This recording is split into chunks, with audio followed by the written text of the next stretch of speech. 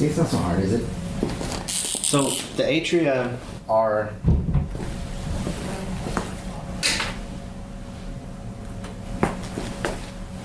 these two tiny chambers on top, right? The ventricle, Michaela, are these larger chambers on the bottom.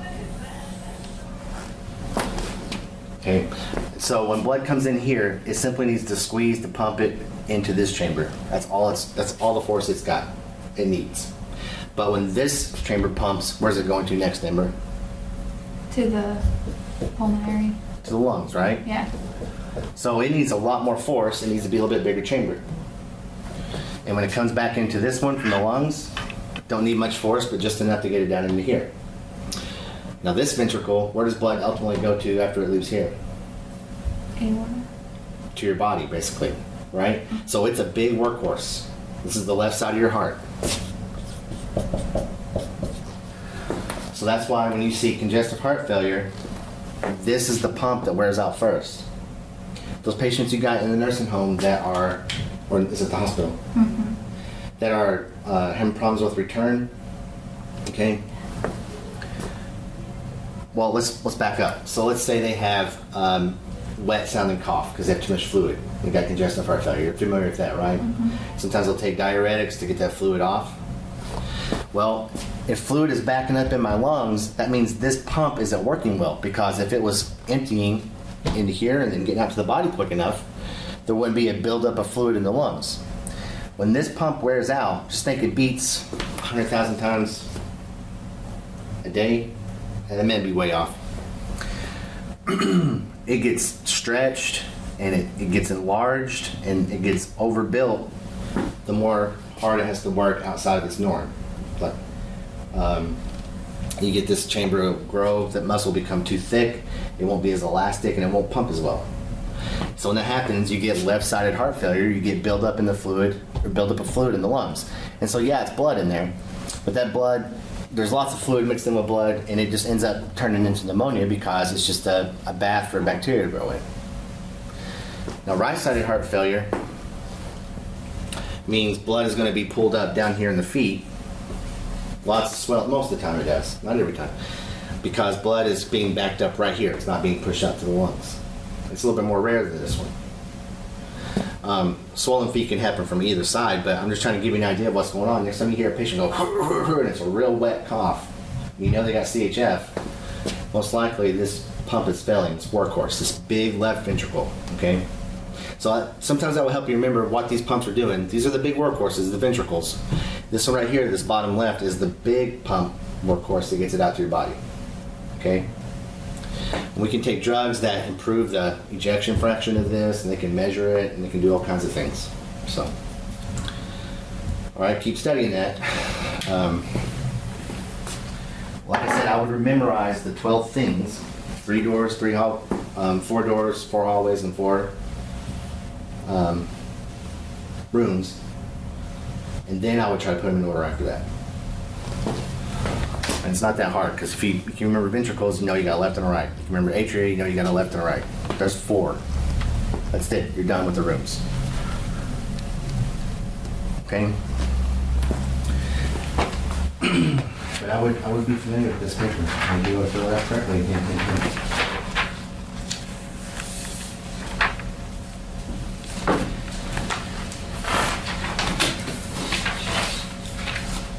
So let's look at page 108.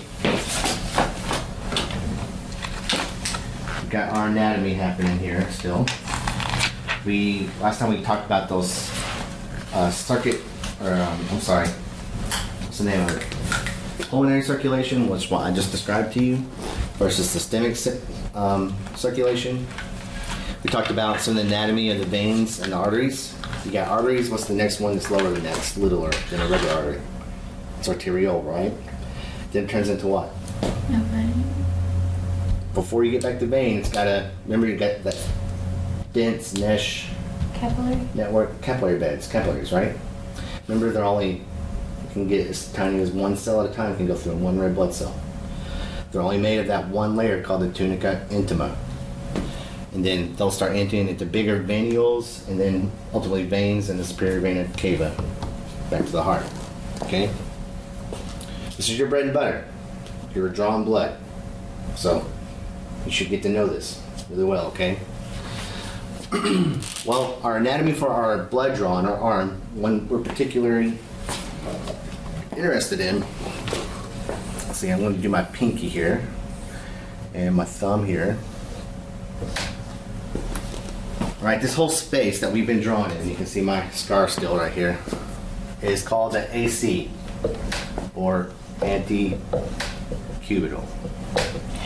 Okay, anti meaning forward. Fossa. Fossa is just like a depression on the pinky side. Basilic. Basilic vein.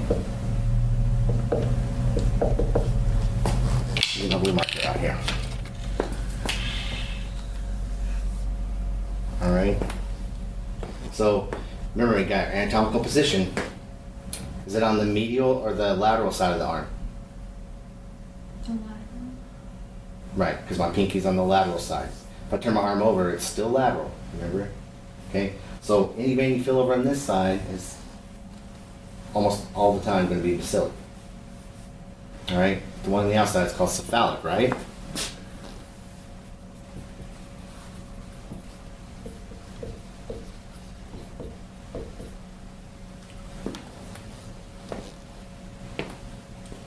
Down side, which is the medial side.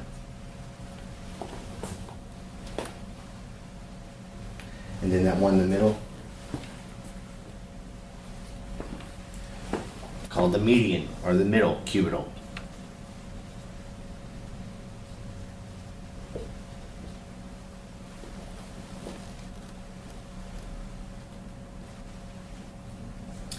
Alright, these are things you should know by heart. Like I won't give you any slack not knowing these, okay? And in terms of order of draw, this is always your first choice. I'd say this one's number 2. There might be something in the book that says different, and number 3 here.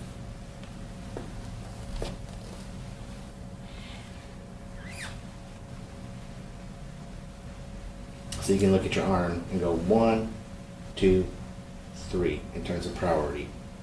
What about after that? What do you think you're going to go after that? Just out of curiosity, do you know? Right here.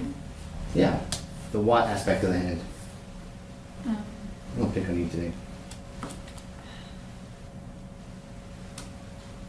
like superior. Is it posterior? Dorsal aspect. Dorsal. Dorsal, remember? Anatomical position. What's my backside called? Dorsal. Posterior is, I guess it's pretty good. You said posterior, right? I'll probably count that. Backside of your hand. Let's not do the backside of the hand. Okay, dorsal. That's the second place you want to go. And those same veins are down in here. We'll study that more when we get into later chapters. After that, I'd say you're probably looking somewhere right here. And you can go places like the foot and other stuff, but you need to make sure you have like a doctor's order and they're not diabetic. We'll go into that later too. Okay, so you got some options. All right, enough of the anatomy. Let's talk about blood composition. So this is an important part. I take good notes today. This is going to really affect you in terms of knowing your order of draw, what tube, what test to use later. So make sure you commit yourself to learning this, all right?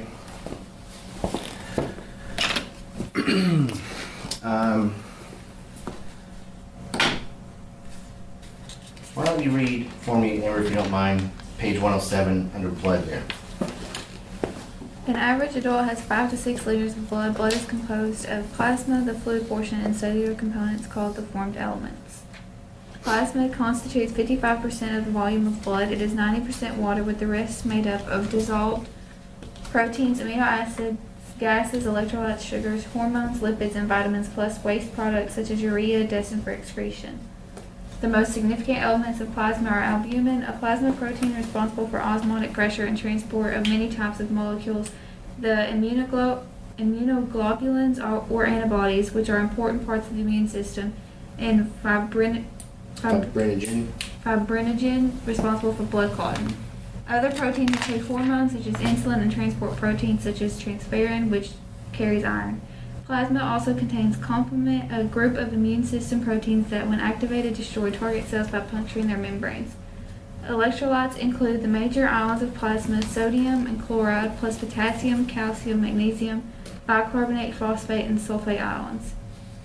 Can we keep going? No. Okay, so let's break that down a little bit. If I just pull a random amount of blood out of your arm, okay, the whole thing is going to contain, it's going to be about 45% what we call whole parts. And that is solid parts of your blood, red blood cells, okay? I'm going to write red blood cells up here so you don't forget. There's some other things like platelets, stuff like that.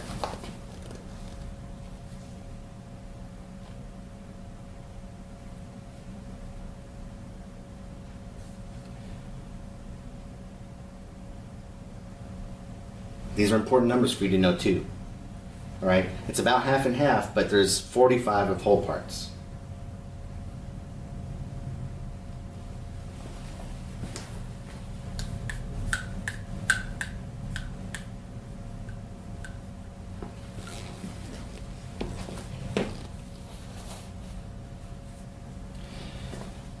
So in plasma, the other 55%, we've got things like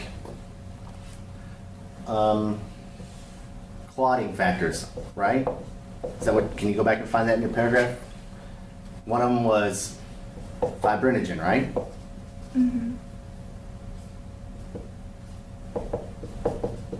Albumin? Is that part of it? Okay. There's proteins like albumin, which we learned a little while back, sort of. I don't know, that was more like my medical class. It helps with the movement of water in and out of our bloodstream. She said the word osmosis. That's simply the diffusion of water across a semi-permeable membrane. Let me give you a little brief science lesson here. If I got a jar with a membrane in it, and there's water, okay, these are water molecules. Actually, I should do that a little bit less. Okay, there's water on each side. And I put some kind of thing in there, like albumin or salt.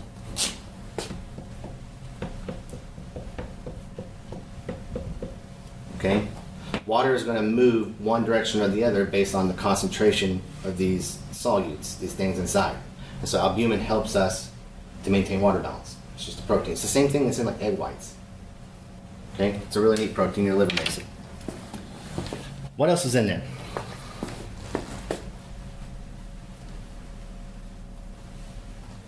Immunoglobulins?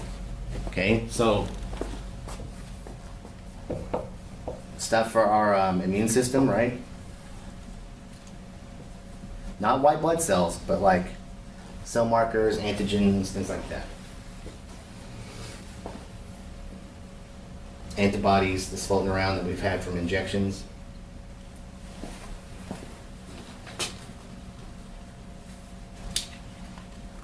Okay. I see electrolytes.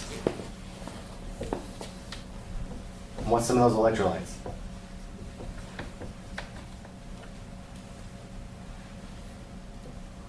Sodium, Okay, sodium, chloride, chloride, potassium, potassium, calcium, magnesium. so on and so forth, right? Mhm.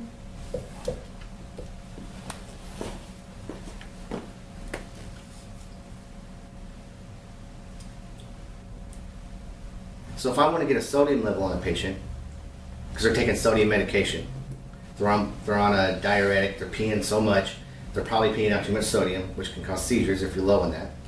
If I want to get a sodium level, that means I'm probably going to need to test the plasma portion of their blood, right? Not this part. So when you draw blood up, and it's just blood in a vial, you're going to have to separate that to get plasma by itself. Okay? To test for an electrolyte.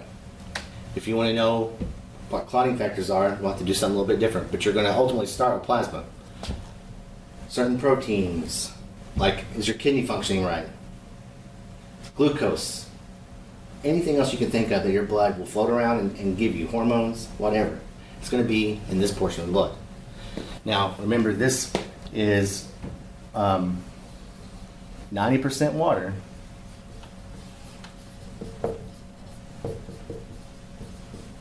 And it's 10%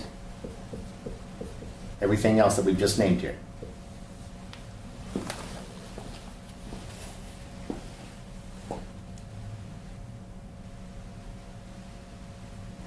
Follow me so far? Any questions?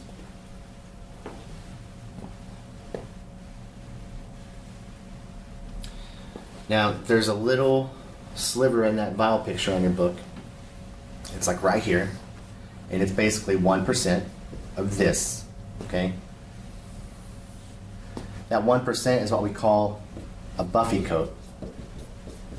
And it's where all your white blood cells are contained. Right here. And you notice it's included with these whole parts because it's still cells and solid things we can look at.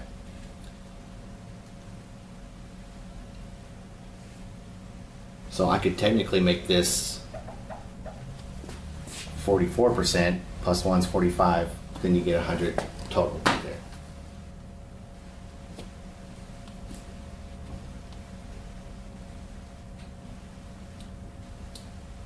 Now if I want to look at a white blood cell count, see if I have an infection, I'm going to need this part of the blood, right? If I want to look at my hemoglobin content, I'm going to need to look at this part of the blood. Because hemoglobin is carried on these red blood cells.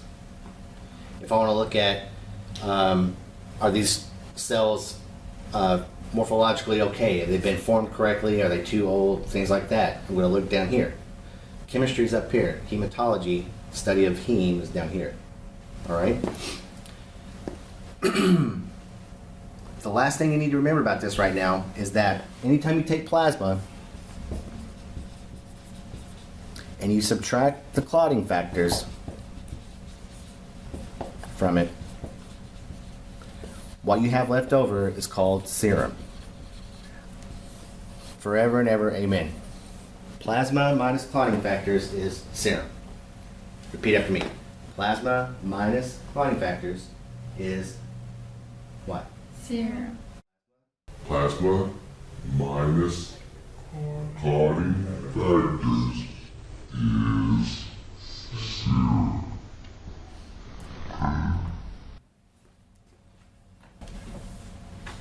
So let's go look at chapter 8. And I want you to look at page 129.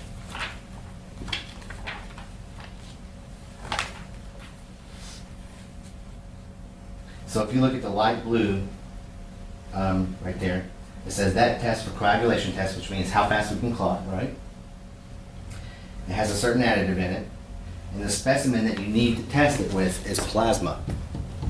We don't need these parts because plasma contains what? Clotting factors. Okay? Look at the one below it, the red tube. Chemistry, serology, blood bank. Okay, it has a clot activator in it and it uses serum. So here's my chemistry, right? If I want to test for that, I don't need these in there mucking up my machine. So I want pure serum. I'm going to make it clot and separate out that serum and test that for analytes like calcium, sodium, whatever it is we're looking at. Okay? So these different things inside of these tubes activate either clotting or don't activate it. They preserve the whole specimen depending on what study you want to do. That's why it's really important that you understand this part. The simple composition here. Okay? These numbers and what you can find inside of them, okay? That's big test material for you. And it's going to pay off later when you know it. If you look at the purple one, it says the additives is EDTA, that's anticoagulant. And the specimen is whole blood. So it means this whole tube. It's going to have something in it that does not allow it to clot. So all this stuff stays fluid here, like it should, like it was just inside of you. And you can study it as a whole. But this stuff called clot activators are going to lock up the clotting factors here. Serum will float to the top, and then you can draw your serum off and go test it the way you want. Pretty neat how it works, isn't it? It depends on what the tube is made out of, plastic, silicone, glass, all that stuff has to do with how these things clot and activate and how we get a sample out. Let's look at serum down here. We talked about plasma pretty good. Serum is plasma without the clotting factors. Right there on page 108 at the bottom under serum.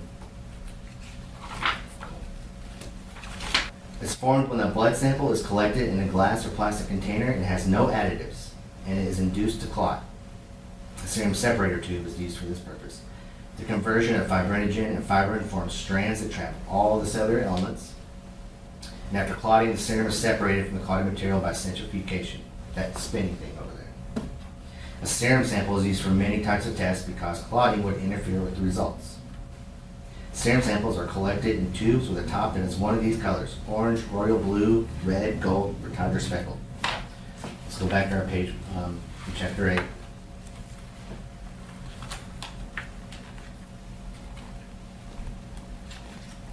Psalm 128 under red, it says red serum check. I got gold or tiger top on page 129. It says serum right there, check. On page 130, I got royal blue. Plasma or serum, so it's still okay. And then orange, it says serum right there on page 130.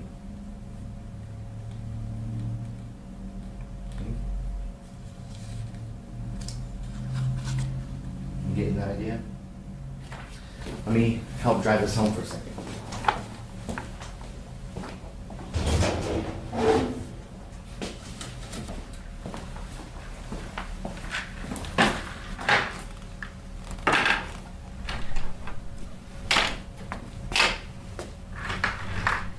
Okay, so all these are tubes you would want to take a serum sample out of. Let's see what gold is for again here.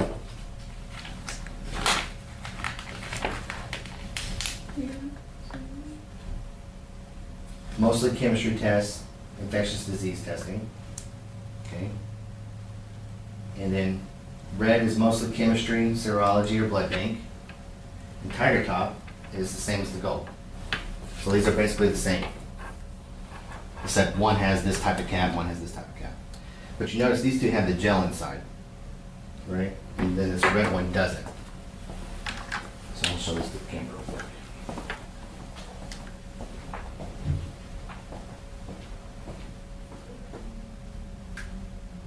This one with the gel and the one without the gel.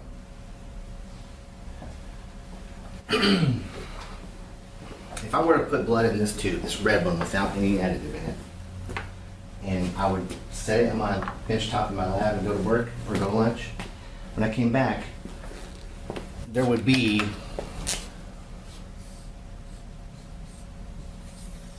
a clot down here, a dark red clot.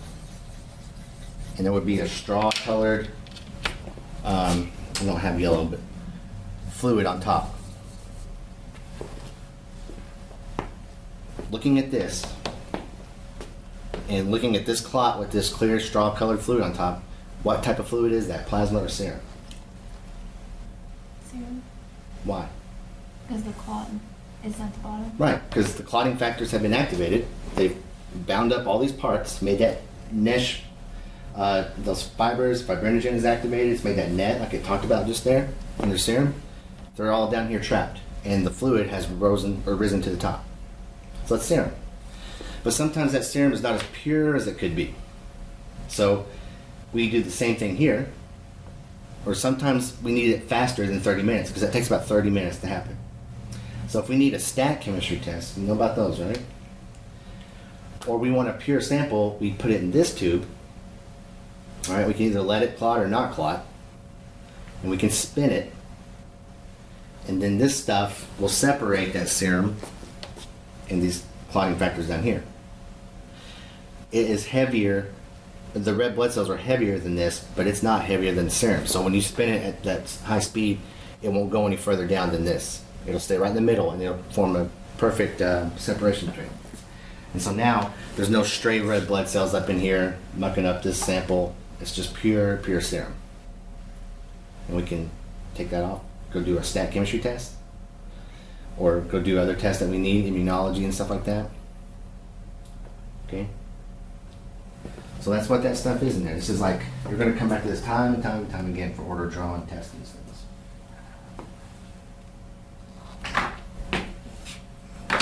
All right, I think I beat serum to death. Let's look at red blood cells.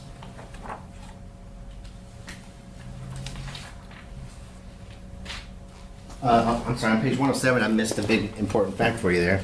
How much blood do we even have in us? For the average adult male and the average adult female. 5 to 6 liters. 5 to 6 liters. So a Pepsi is a 2 liter, right? Or a 2 liter of Pepsi. You know what that looks like, or Mountain Dew? You got about 2 to 2.5 of those in you of blood.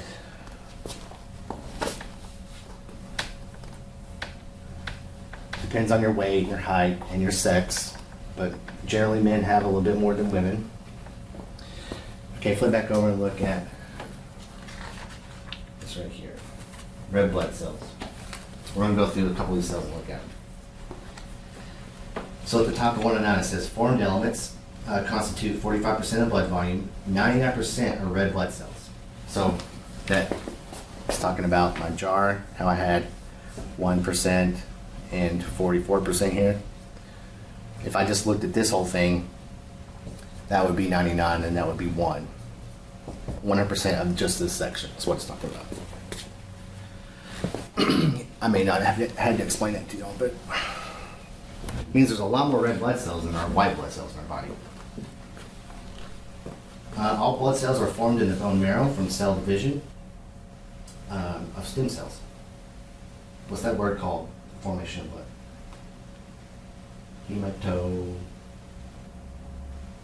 Hemation. No. Is it Genesis? Well, the word means Genesis. No.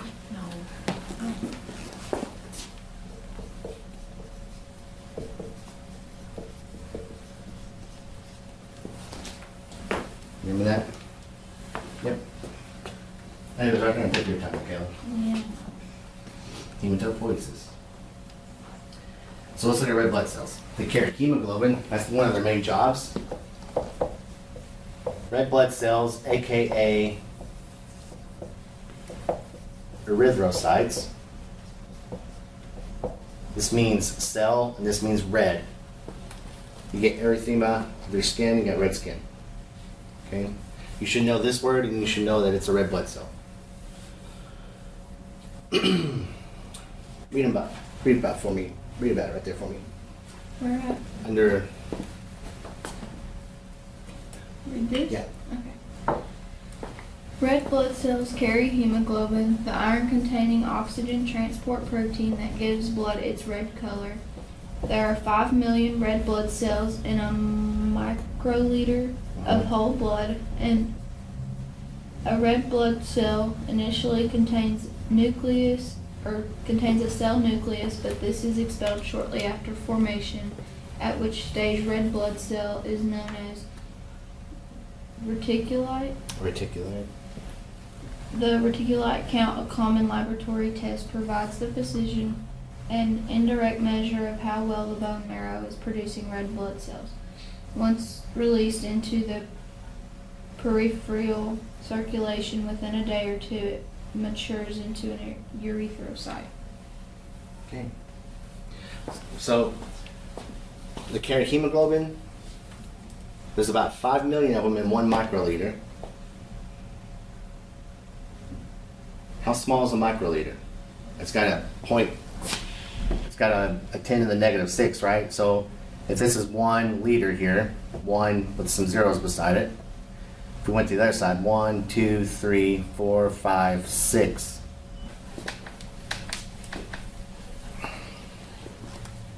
I'm not really worried about you knowing it didn't have a nucleus, things like that. It's kind of just neat stuff to know right now. But what's up here is important. Other stuff we'll come to know later is when these are broken down in the liver and recycled, the byproduct is bilirubin. So that's why you get jaundice in yellow babies. When they're first born, the liver's not mature enough to recycle that bilirubin that's being broken down from those red blood cells. So it builds up in their blood and then it builds up in their skin and they look yellow. The bilirubin is sensitive to UV light. It's broken down by it. So that's why we put them under the blue lights to break that bilirubin down and get excreted. Now it leads to some long-term effects and diseases. And that's mainly all they've got on here. The rest is white blood cells. Okay? We're going to talk about leukocytes for a minute because they're kind of like the major player.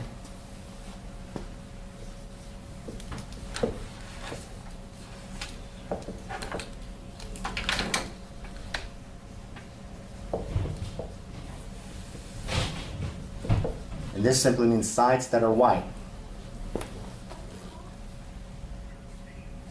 Cells that are white. The scientific name for a bald eagle is leukocephalus, meaning white head.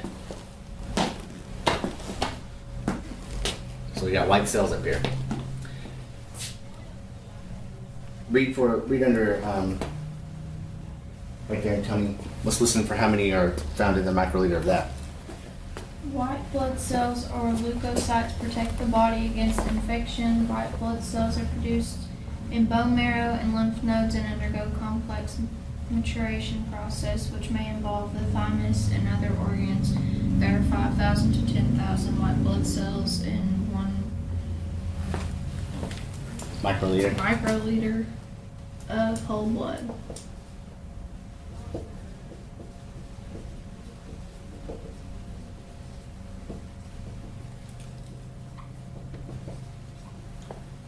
Much smaller number, right? Than 5 to 6 million.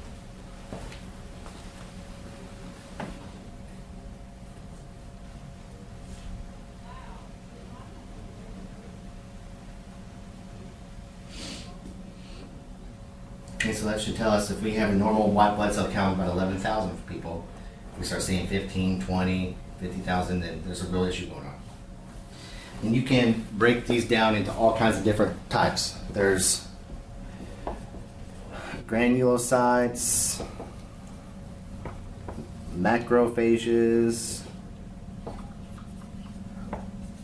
eosinophils, neutrophils, basophils.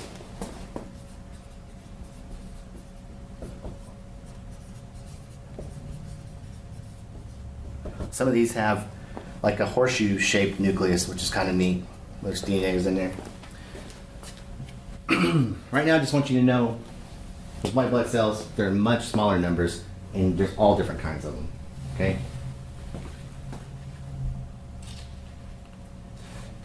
When you're tested on this chapter, I'm not going to ask you to know exactly what a neutrophil does.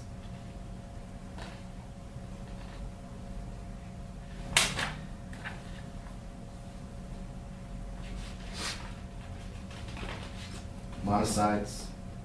Okay. And then the last thing I'm going to talk about right now are platelets. Okay, aka thrombocytes.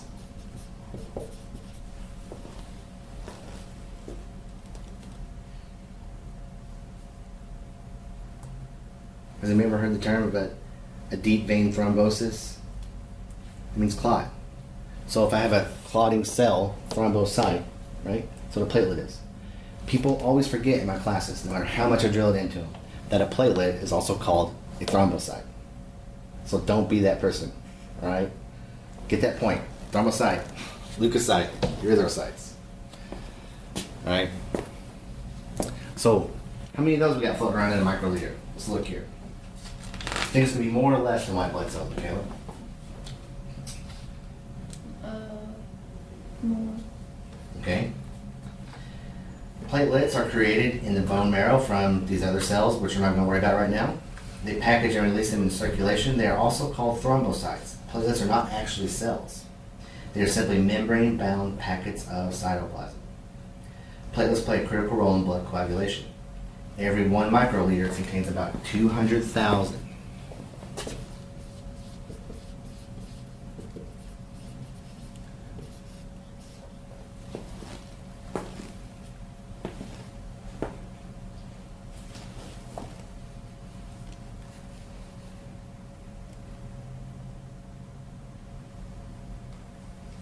Okay, so 5 million, 5 to 10,000, 200,000.